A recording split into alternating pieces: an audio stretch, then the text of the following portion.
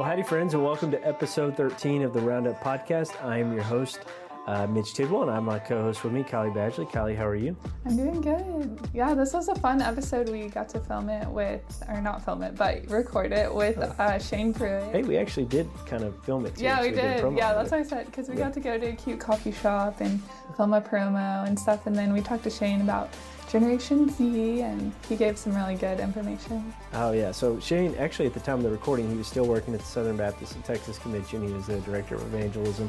Now he is the National Next Gen Evangelism Director. I think that's his technical title for the North American Mission Board. So he's since kind of gone on. But he has been someone who travels a lot and gets to be in front of Generation Z. And he even took he kind of took a survey because he said, hey, we hear what all these researchers and people are saying about Generation Z, but actually, why don't we just hear it directly from them? And so he kind of talks a little bit about that. But what are some of the other things that he... Yeah, he talked about just how they have so much social media and they're trying to, live up to this persona that they build online, but you just can't because that's not a real person. So that was interesting. And just about how so many teens now say they struggle with anxiety, and we kind of talked about... In some ways, it's kind of cool to struggle with anxiety in some ways, Yeah, so we talked about that and kind of if they're linked together, like social media and anxiety. And then we just also talked about just kind of the culture of Christianity and how it used to be cool to be a Christian, and now it's not cool.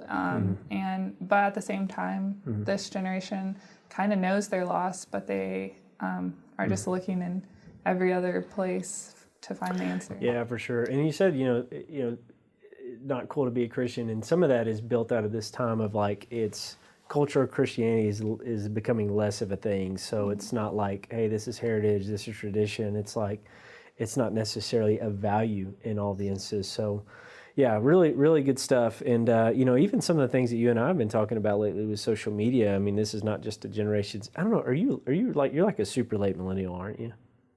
Yeah, and I think I'm super close to being Generation Z, 4 years. Yeah, okay. I don't know about super close, but... Well, and I'm not. I'm definitely a millennial. So anyway, these are things that we struggle with as well. But anyways, great conversation as you're thinking about how to kind of grasp what Generation Z. We just have a conversation with someone who's around it, and then obviously Kylie and myself are around it in the ministry that we do. And so we just have this conversation to kind of, I don't know, just talk about the ins and outs of Generation Z and what we've kind of seen. And so maybe these will kind of tidbits will be helpful to you in your ministry. But without further ado, enjoy episode 13 of the podcast on Generation Z. You're listening to the Roundup Podcast, a podcast on reaching the college campus, developing leaders, and sending out kingdom multipliers. This podcast is created by the Southern Baptists of Texas Convention and provided through cooperative program giving.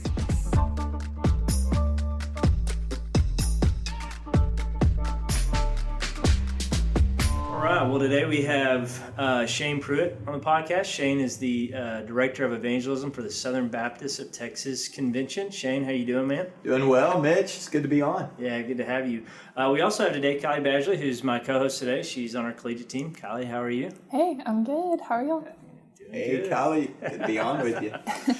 Well, hey, today we're talking Gen Z, and the reason why I wanted to chat about Gen Z here on the podcast is because, Shane, you have, part of the things with your job is that you have been getting to travel the state of Texas and largely see Texas on a 30,000-foot scale. So from seeing 6th to 12th graders to college students to young adults, getting to speak at various events. And so, I guess for a lot of leaders, you can kind of be sometimes in isolated environments. You've gotten to see different Generation Z and these different kind of avenues. And so one of the things that I love that you said in your blog article is you said that, hey, rather than assuming some things, and not to say that the research and things about Gen Z is bad, those are very good things, but you said, I wanted to ask Gen Z, hey, what do other generations need to know about you? And so I want to kick it off with this. Let's just toss it up, big picture. Man, as you look at this landscape of the Generation Z that you've talked to, which, by the way, if you're not familiar with Gen Z, that's normally from about 1998 to 2015. Let me start there. Is that Is that kind of the age range that you're talking about? Yeah, so the article you're talking about, 7 common traits of Gen Z in their own words. So really the big vision behind that article was, often when we talk about reaching into generation, it's usually someone from a previous generation trying to tell other people from a previous generation how to reach a certain generation. So it's like Gen Xers trying to tell other Gen Xers how to reach Gen Z, or millennials trying to tell other millennials how to reach Gen Z.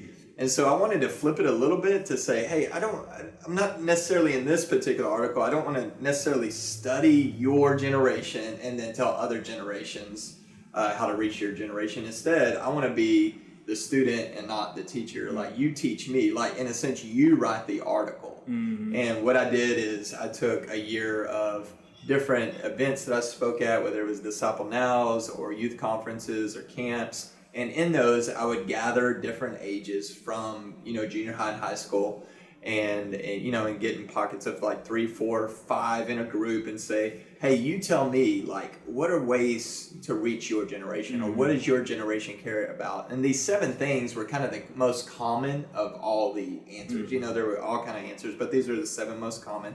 And then when it comes to, okay, what is Generation Z? There's 2 major, I think, definitions I've been given, which is either that generation starts in 1997, 98, anybody born in those years or after. Yep. And that's primarily because of social media and the influence of social media.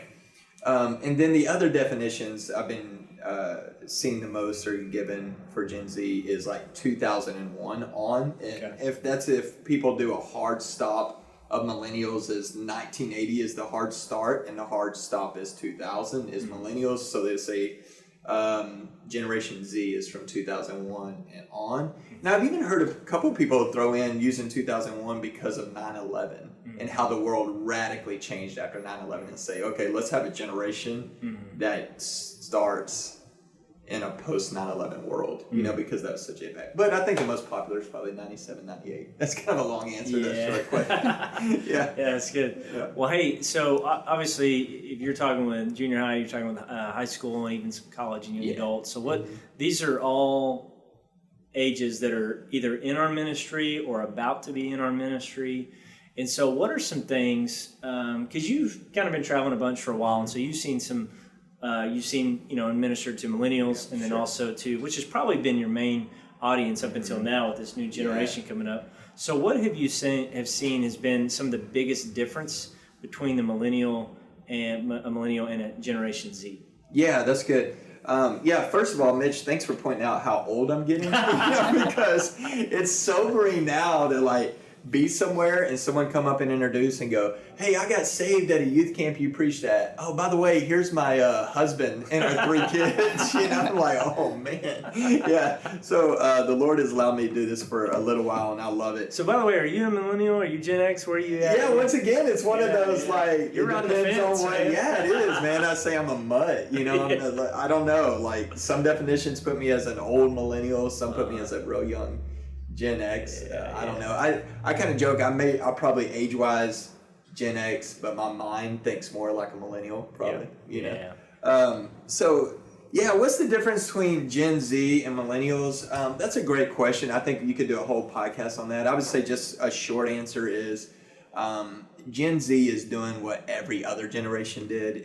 I feel like generation is a reaction to the previous generation. The pendulum's always shifting back and forth. So just like millennials were a reaction to Gen X, I think Gen Z is a reaction to millennials. Okay. And a little bit, I think I've seen in a difference. It's not necessarily because you didn't see it millennials. I think the perception of millennials was is like a little bit aloof, a little bit of, kind of, hey, we're just going to kind of fly by the seat of our pants. We're just going to kind of wade through the world. And this is the perception given about millennials that I don't think is fair, right? You always hear the joke of like, the millennial that's 28 still living at home, but they believe they're going to be a millionaire by the time they're 35, and that's not fair. Yeah. But that has been what culture has defined millennials as on a large scale. So Gen Z says, I don't want it to have anything to do with that. And so you see like this almost extreme like a work ethic that I think can be exciting, but almost like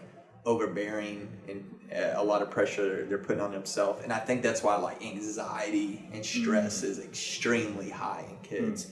And I think another thing, and this is, I mean, we kind of laugh about it, but it's true, is like, you know how like all millennials, like, and we were all guilty of this, even Gen Z, is we all self-diagnosed ourselves with ADHD or ADD. Whether we really had it or not, we all think we do, you know, like I got ADD, and like you're self-diagnosing.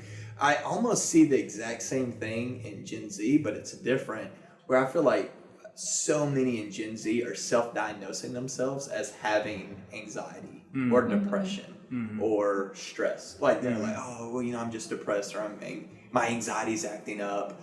It's like, well, is that clinical? Or have you been treated? And like, no, but I know. You know, it's like, just like we self-diagnose ourselves with ADD. Yeah. Like you see a whole generation now self-diagnosing themselves with anxiety and depression. Yeah, I totally see that. Yeah. You know, one of the things that, and I'd love to hear your input on this, is I feel like one of the things you heard about the millennial generation, it was very optimistic, sometimes like even too optimistic of like, you know, they probably are not considering, you know, because maybe they haven't dealt with life enough or something. They just had too much of an optimistic, you know, idea of like changing the world or whatever, where I feel like Gen Z's like a little bit more like the pendulum swung the other way, where they're much more pessimistic. Oh, for sure. Yeah, no doubt. And I even see that like in my 13-year-old who is, I mean, is, you know, Gen Z on the younger end, but I even see that in her where she is like in grades in education. Like, you know, we were talking before the show, she's like in all AP classes, even against her mother and I's recommendations. She's like, nope, this is what I'm doing. And she's on a track to like graduate high school with an associate's college degree already, and that's her plan. But like, she's really smart, makes really good grades. And last year, you know, they do standardized testing, you know, and then she, because of AP, she had to take the 8th grade test, even though she was in 7th grade. And she ended up like in the 98th percentile, meaning like she was in the top 98% of 8th graders in math as a 7th grader, and she thinks she's terrible at it. She'll literally go, I'm terrible at math. I hate it. I'm terrible at it. I'm no good at it. You know? And no matter how good she is, she thinks she's terrible, you know? Man. Wow. Yeah. Well, I see what you said to be true. Like, even with me and my brother, like, he's a Gen Z and I'm a millennial, and I'm like super optimistic, and he's like, the world is ending tomorrow, and finds all these conspiracy videos all the time. So that's so true. Chicken Little, the sky is falling. Yeah. You don't even know what that is. Y'all might be too young for that. I know. I'm big myself. The sky is falling. The sky is falling.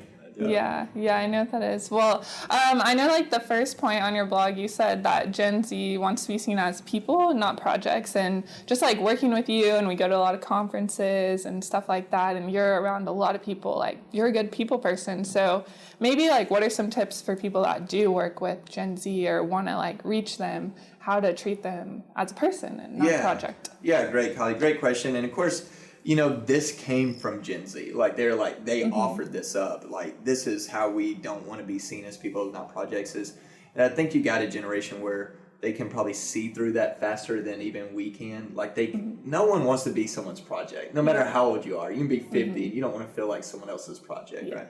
And so, really, I think this is a great tool we can use, that point, to say, okay, they want to be seen as people, not projects. So, really ask us as ministries, as event coordinators, as pastors, student pastors, is we always ask our heart, why do we want to reach the next generation? Like, what's our motivation? Like, if we're to be honest, are we wanting to reach the next generation just because we want to be the cool church in town, or the trendy church in town, or the hip church in town? And then even what I hear from a lot of pastors and leaders, which I think is well-meaning, but when we say it, it really communicates something that I think is probably a little dangerous. If I've heard churches like this say, well, if we don't start reaching young people, then our church is not going to exist in 10 years or 20 years. If we don't start getting younger, then, you know, most of our church is senior adults, so they're literally going to die off in the next 20 years. Like, even that can't be our motivation. Like, our motivation to reach a generation can't be so our church's logo can continue on for another 50 years instead of 10. Can't be so our church's local name it can't be so it can continue for 50 years instead of 5 years. Like, that can't even be our main motivation. Our main motivation has to be, here as a people, that are made in the image of God that desperately needs the gospel and they desperately need to be discipled. So we always have to check our heart. Why do we even want to reach the next generation? Yeah, for sure. That makes sense. That's good stuff. Well, and even I think tapping into some of that with, and what's funny is we were talking about this before we got on the podcast, but you have a generation who is very media savvy. They call them screenagers because they spend, I forgot the exact percentage, but I think it's at least half spend over 4 or more hours on some kind of screen or media a day. And so they're very social media conscious. And so when they think about social media, it's very much on their image, and they're trying to kind of really make their image. And so you see that what happens is on social media really becomes kind of inauthentic. And so it's not really themselves. It's really this image I'm trying to portray. And I think even beyond Generation Z, we're all, guilty of that. We love to show the great stuff, not the bad stuff. Yeah. But in a way, we have a generation that has trouble being authentic in person. They love to portray something online, but they're longing for authenticity in the church. Mm-hmm. And so, when you think about, going back to what you said, so it's rational that, hey, we want our church's name to continue. We want to continue the ministry. And so what happens is even in that motive, you see that the next generation becomes an object to your gain, and it's just not really valuing the image of God in the next generation. So let's jump into that in just a second as far as just because you have in here.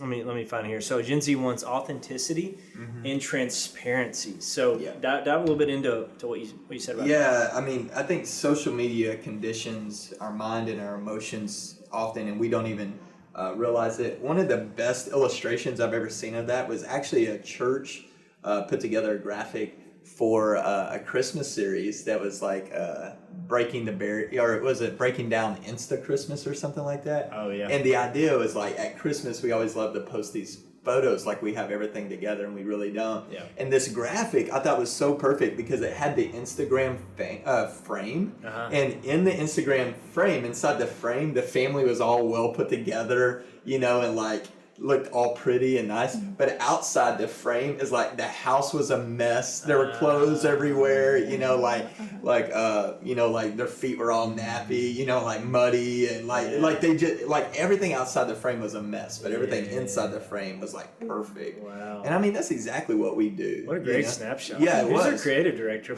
I don't know, but it was awesome. And I'm like, that is exactly what we do in social media, man. So with that. And that is a weird dilemma or weird quandary, if you will. I just wanted to say the word quandary. I was like, how can I fit that word in? Is that, with Gen Z, and of course we're talking in broad terms, so somebody may listen to this and go, well, I'm Gen Z, that ain't me, that's obvious. But in broad terms is that you got a whole generation who wants to portray something online that may not be really them in their real life. However, they hate that themselves in person. Totally. And I think it's this cycle, and we all can be in this in different areas of life where the thing that you hate about yourself, but you keep doing it. Yeah. You don't want to see that in others. And it's kind of like in relationships. Often the things that bother you about other people is because you're looking in a mirror and they're just like you on some level, right? Yeah. And so, there is little patience for slick presentations. Yeah. And I think a way we can learn this as maybe communicators and leaders in the church is really in our teaching. In our teaching of in my dad's generation, granddad's generation, in seminary, you were told never use yourself in a personal illustration in your sermons or teaching, because that little sweet lady sitting in the pew needs to know her pastor is perfect. You know what I mean? And literally that's what we were conditioned into. But now you cannot do that. You have to use yourself in personal illustrations. You have to use yourself in stories. But here's the deal is you can't use yourself in an illustration and you be the hero of every story. You have to share your struggles. You have to be open about your weaknesses. You have to be open about your doubts and your failures. And what's amazing, I know whenever I teach like that or communicate like that, is, I can be teaching the word. I want to base everything on scripture, teaching the word, and you'll see the following and connecting. But then when I make it something personal and then I'm raw with it and open and transparent, especially if I share the ugly side, you can see the whole room change. And you see the demeanors change, and you see even like the expressions change and emotions change. And so we got to be honest and redemptive. But I also want to throw this in there too, because I think this is where we are as well, is that like, and I see this, definitely saw this in millennials. I see it carry over a little bit. Gen Z is like, we are like open and honest to a fault sometimes. Like we're like maybe Gen Xers and up, they would not share their sins with anybody. They keep it a secret because you got to have an appearance at church. But man, like, I feel like millennials and Gen Zers, they have no problem saying, here's the sin I struggle with. But I think if we're not careful, we can sometimes like glamorize the sin. And what I mean by that is you can sit in a small group with young people and they're confessing the same sins week after week. Like they're like, well, I've been looking at pornography. And you're like, man, we appreciate your honesty and confession because repentance has to start there. But you can't be confessing that, month after month after month. Like, where's the gospel in this? Where's the victory in this? And I think that is an aspect missing, because I think millennials, Gen Z is like, well, we're honest. Yeah. We're honest with our struggles. Yeah. Awesome. But where's the gospel in that? Where's the victory in that? Like, you can't just make your struggles the idol. Like, God's got to show some victory in here, It seems like the burden in all of this is, okay, we're living, so again, going back to the whole media thing. So the whole life is on media, which means that colleges are looking at their media, which means future job employers are looking at their media, future spouses are looking at their media. So the media has to be, and so you have to portray this perfect person in order to be accepted by these different institutions and people and all this stuff. And so I think there's this longing for transparency. So they get in those places and they begin to confess. And I think we've probably all been there where you hear that over and over. So it's helping them take that next step of like, okay, we need to be transparent, but we gotta put some feet to this stuff too. Like we can't stay there, we can't stay that way. So as I'm just trying to like synthesize some of this stuff, it seems to be that one, I think we ought to take advantage of the transparency that is there. That's awesome. They're not trying to hide in person. They're not trying to hide something. They want to be transparent. They value it. But how do we help them put feet on it and say, okay, let's take that transparency and let's walk it out, whether it's through repentance or whatever, So it's really good. Yeah. I'm reading a book about that right now, and it talks about like, it's great that we have all this transparency about where's the transformation, and like it's just such a good point. And like I think it just a lot of that, all the stuff you both mentioned is just what leads to like a lot of the anxiety that you're talking about, and just how like you have to create this perfect thing because that's what was modeled for you, and that's what like success is this like perfect lifestyle that's Instagram worthy. And it's just like anxiety because it's like, okay, I constantly gotta produce, and then it's like, but this is not even my life. Like it's like produce all the stuff and then like I don't have time to actually like live the life I want to live. So it's crazy. And I want to connect. I think this connects to another one of your points because you said Gen Z are not ageist, and so sometimes when so obviously authenticity, transparency is a big deal that they need from the church. And sometimes we think as the older generation that we have to somehow become less of ourselves and kind of change ourselves to become like them, and that we need to be cool or hip or I don't know, whatever word you want to call it. And when really we really need to be, I feel like, authentic. And sometimes that word I think gets construed to where it's like authentic. It was because it's kind of a buzzword, like a cool word right now, but it really means just be yourself. So, and I think that seems to tie into what you say here. So why don't you kind of dive into that as Gen Z are not ageist? Yeah, and once again, I mean, I think the exciting thing about this is remember these points came from Gen Z. Yeah. And I mean, if you think about it, just the family dynamic, sadly, with the breakdown of the family is think about how many in this generation are being raised by their grandparents or being raised by an aunt or an uncle, and so sometimes they identify with the older generation more than they do their parents' generation, and sometimes that's because they're around that generation more, and then I think once again that transparency side of it, being authentic, like you said, Mitch, is like if you're trying too hard to fit in with that generation, if you're trying too hard to be cool, you know, like they're gonna sniff that out. Like just be you, you know. And I even remember like, and of course this would have been when I was being a youth pastor to millennials, but I don't even, and I think the same thing's true with Gen Z. If you're a student pastor that's listening or a college pastor, is I remember, man, the most popular volunteer youth leaders I had whenever I was a student pastor, and we would have all these adult leaders where, man, they were like the empty nesters and above. Like that's who the students wanted to be around them, because it reminded them of their grandparents, and they wanted to be around like their grandparents, you know? And so, I think that's the deal is you think, well, I'm too old. No, like if you're breathing, God's not done with you. That's where I would want to encourage more with the older generation. Like you don't retire from this, you just graduate one day. We need you. Titus chapter 2 says that, the older men take the younger men, the older women take the younger women. And once again, like you may not even know what they're trying to say. Like they may be like, hey, I want to spend time with you, I want to hang out with you, whatever. And really what they're doing is they're opening their life to you, and there's nothing greater than that. That's the greatest invitation. And really, if you think about it, the greatest thing this generation needs is the gospel and discipleship. And if they're wanting to spend time with you, they're inviting you to disciple them, and they may not even know how to ask for it. And I think that's another thing is like this generation doesn't know all the churchy terms that we grew up with. And so when we're throwing out churchy terms, they don't even know. And so in our mind, we're like, oh, they need to be discipled. They don't even know how to ask for that. And so for them, maybe, hey, can I come over? Can I hang out with you? Can I spend time with you? They're asking you to disciple them. I've found that to be completely true, and especially with some of the college students that me and my wife disciple.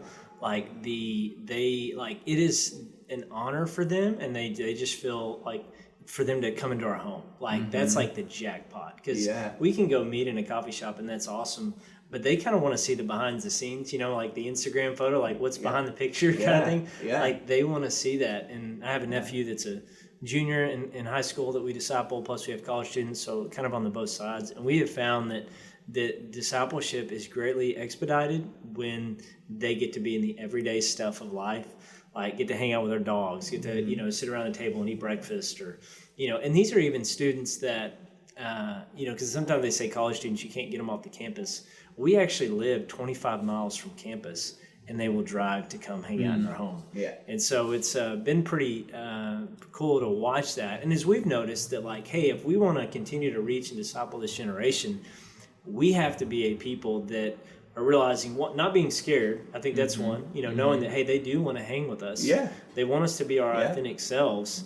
But we need to be willing to let them see the mess, you know, see the realness of who we are, not just this facade that we may put online or something like that. So. No doubt. And like, and that's why I think it's so valuable to let them see the mess, because first of all, if you always portray, and this even goes back to teaching, speaking, preaching, if you always portray like you have it all together, then they'll go, number one, that's not real. I'm not interested. Or they'll say, number two, okay, that is real.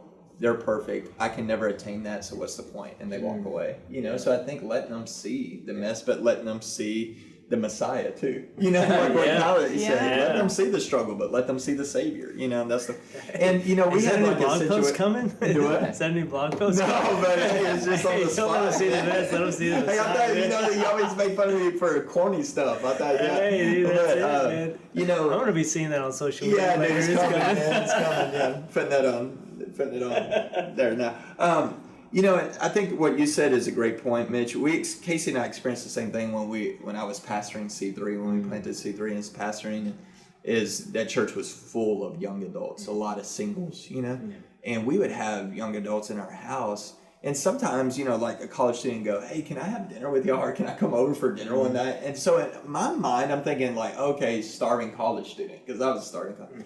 But that's not always it. I remember asking one guy, he was like 21. I said, hey, man, like, you want to come over for dinner? Like, man, we're glad you're here. I'll never forget what he said. He's like, man, it makes me emotional. He goes, well, my family, we didn't eat around the dinner table, but whenever I become a husband and a father, like, I want us to eat around the dinner table, and I don't know how to do that, so I wanted to experience it and watch y'all do that.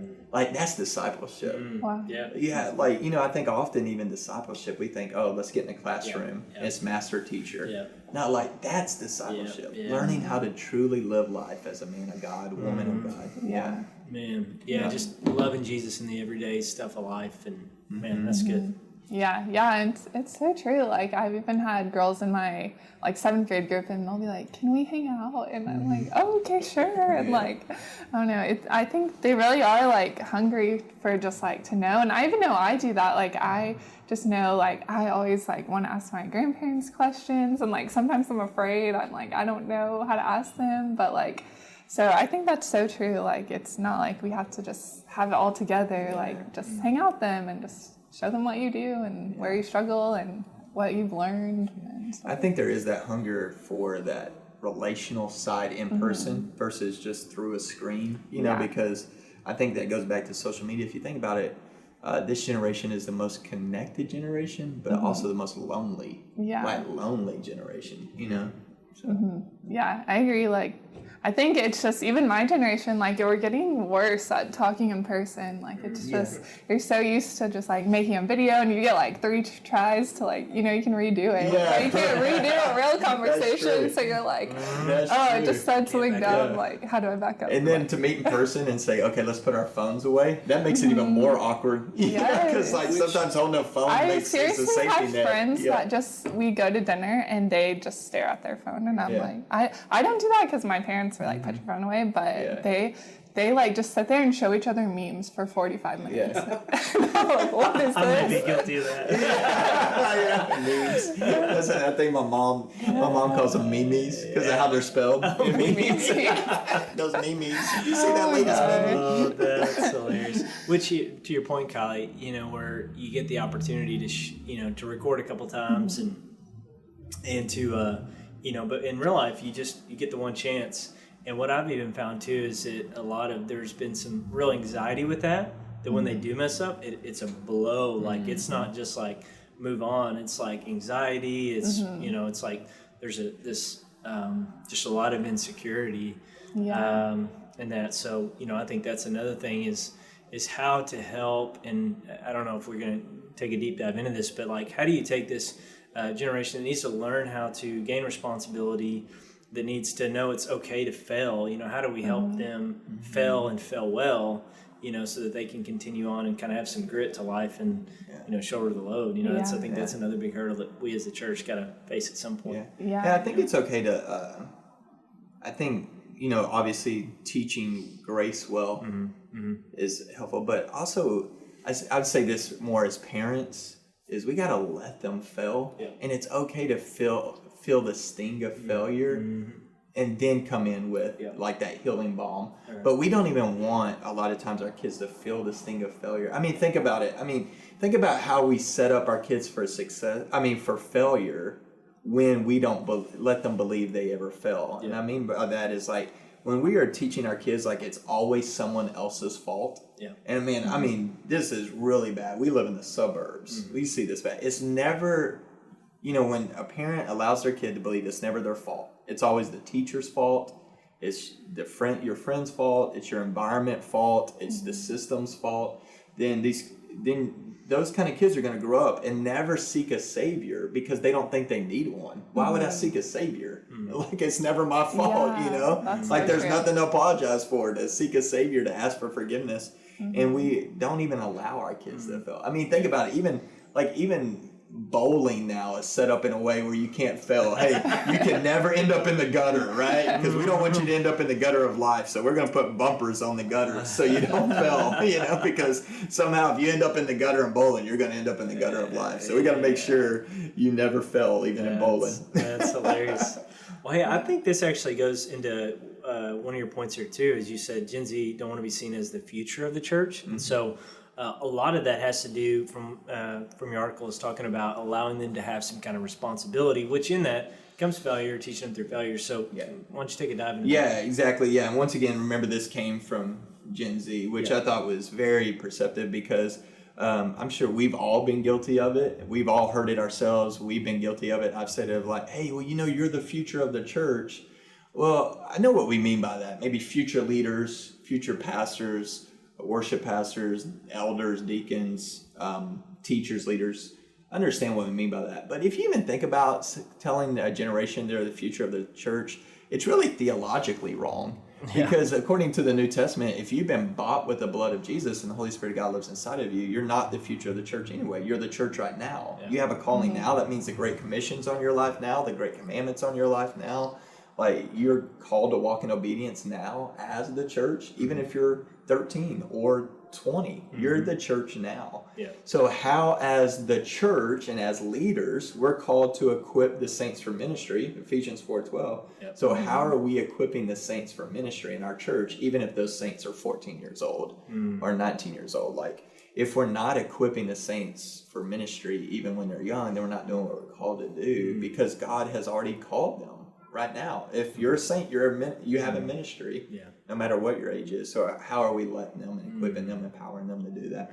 And even if it's something, like I think I heard someone say this, like when your 16-year-old starts driving, you don't really want to put them in a $200,000 Ferrari. You probably want to put them in a $2,000 Camry. You know what I mean? So it's the same thing with the church. You may not want to give them the Ferrari obligations of the church, but hey, let them start wrecking the Camry a little bit, because here's the deal. It's like an old beat up Camry. It doesn't matter if it gets some dings and bruises and bumps. You don't want them taking the new Ferrari out. But so like same thing with church, like give them some opportunities and let them mess up, let them fail. And guess what? And, we all fail and mess up, even no matter how long we've been doing this and what platforms God gives us. So. Yeah, and some of our greatest teaching moments and learning moments have come through failure. At least I know mine. No deeply, doubt. So. For sure. Mm-hmm. Yeah, and I think just if you are like hanging out with them or discipling them, then like that's like if you're doing that alongside with letting them like take ownership, then like it won't be that bad, because you'll be like right there kind of like as they're growing, so they won't get in that bad of a wreck. No doubt. It's allowing them to fail in community, and I think that's part of the one of the things that I've seen is that we can't is ministry leaders, like we can't foster environments of disconnected, isolated people. Like we have to foster places of community. So when people do fail, they do fail in community and do have a support around them as a church to help them continue on. So it's often like failure is often the worst thing when you're disconnected and isolated, and that's where really failure can be a really bad thing. But Yeah, because if we just leave them alone, like they are driving the culture. So that's what makes it like sin be okay and like glamorized, is because like they're not being discipled. So I think that makes sense.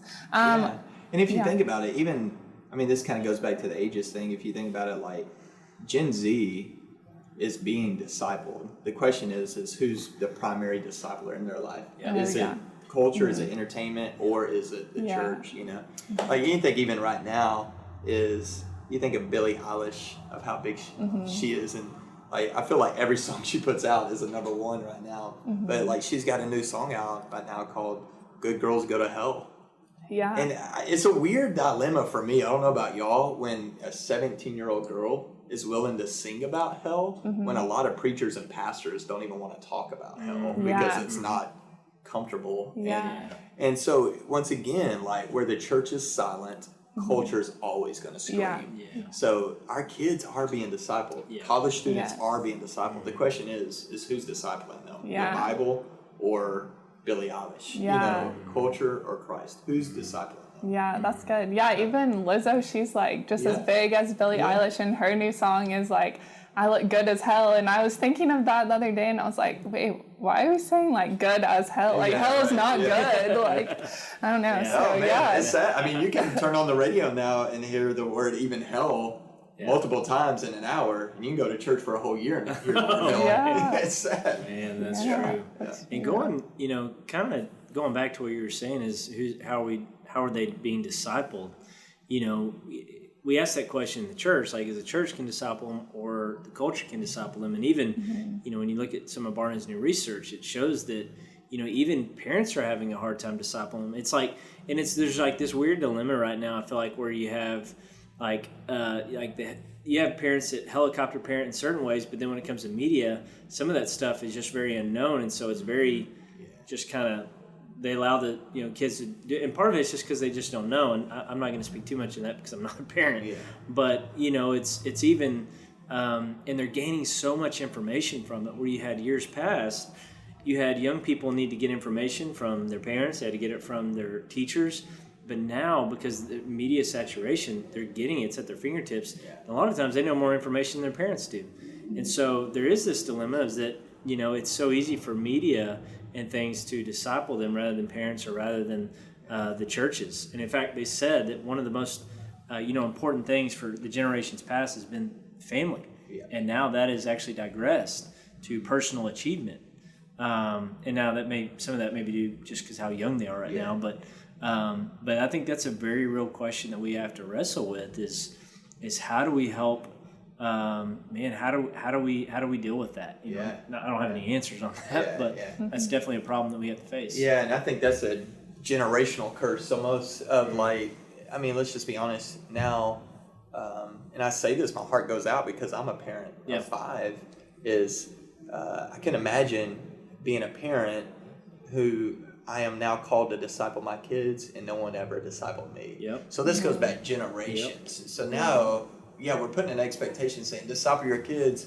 You're like, I would love to. I don't even know where to start because no one discipled me. And I think if I could go back, I've said this here lately, if I could go back as a student pastor or college pastor, I think one thing I would have done differently was I would have probably almost split my time in half to where instead of all 100% focused on the student, I would have probably put it in half of half my time focusing on the students and my other half the time trying to equip the parents. Because I think that's going to be a bigger impact on the next generation if you're equipping the parents to be the parents. For sure. Yeah. But we've set as the church, if we'd be honest, and this might get us all fired, but we've set the church up in a way where the church in the United States has really set the parents up to fail. Because we've made it like, hey, you subcontract your responsibilities to us. Mm-hmm. Like, bring your kids to us, we'll tell them about Jesus. Yeah. Bring your kids to us, we'll share the gospel with them. Bring your kids to us, we'll disciple them. Mm-hmm. And that's not at all the way the New Testament church was set up. And so really, we got to go back to equipping the saints for ministry. One of the greatest ministries parents have is discipling their kids. Mm-hmm. So how are we really equipping them to do that?